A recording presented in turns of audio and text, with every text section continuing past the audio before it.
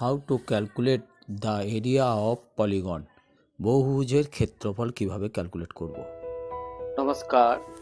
এই যে এখানে একটি এই যে এভাবে ক্ষেত্রফল দেয়া আছে, এরিয়া বের করতে হবে। এই যে ফিগারটা এই যে দড়ি দিয়ে দেয়া আছে এবং এগুলো প্রত্যেকটা 1 স্কোয়ার সিএম করে দেয়া আছে। এই যে এক একটা ঘর হচ্ছে 1 স্কোয়ার সিএম। তো এইভাবে এই পিনগুলো লাগানো আছে। তা এইগুলো এই যে ক্ষেত্রটা যেটা আমাদের এই সাদা দড়ি দিয়ে করা আছে, এটার ক্ষেত্রফল আমরা কিভাবে বের করব। এটা বের করতে গেলে আমরা যেখানে যেখানে এই যে ভিতরগুলো তো 1 স্কোয়ার ইঞ্চ আমরা পেয়ে যাচ্ছি। এই যে যত আছে ততগুলো আমাদের ঘর, ভিতরে ঘরগুলো। মেন প্রবলেম হলো এই যে ধারে এই যে বর্ডারে যেগুলো আছে সেগুলো আমাদের 1 স্কোয়ার ইঞ্চ করে পাওয়া যাচ্ছে না। যেমন দেখা যাচ্ছে যে এই যে এইখান থেকে এইটা হচ্ছে, এটাকে যদি আমরা গার্ডার দিয়ে আটকাই,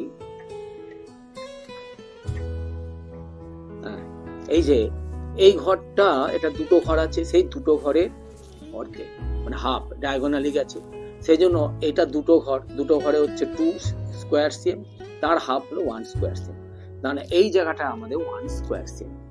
ঠিক এইভাবে আমরা যদি প্রত্যেকটা যেখানে যেখানে ফুল নেই, যেমন এইখানটা দেখা যাচ্ছে যে আমি দিলেই বোঝা যাবে।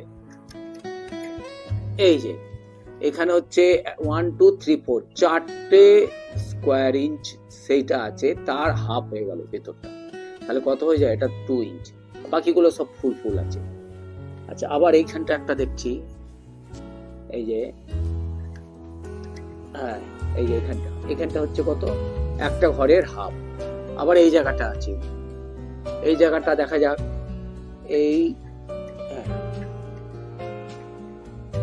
এই যে এখানে কটা ঘর আছে, 1 2 3 স্কোয়ার ইঞ্চ আছে, তার হাফ।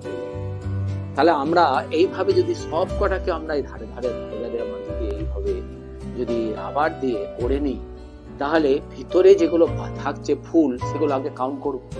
তারপরে এইটা যেমন এটা আমরা দুটো আছে সেজন্য 1 কাউন্ট করব, এখানে চারটে আছে সেজন্য 2 কাউন্ট করব, এখানে একটা আছে তার জন্য হাফ, এখানে তিনটে আছে তার জন্য 1.5 মানে 1.5।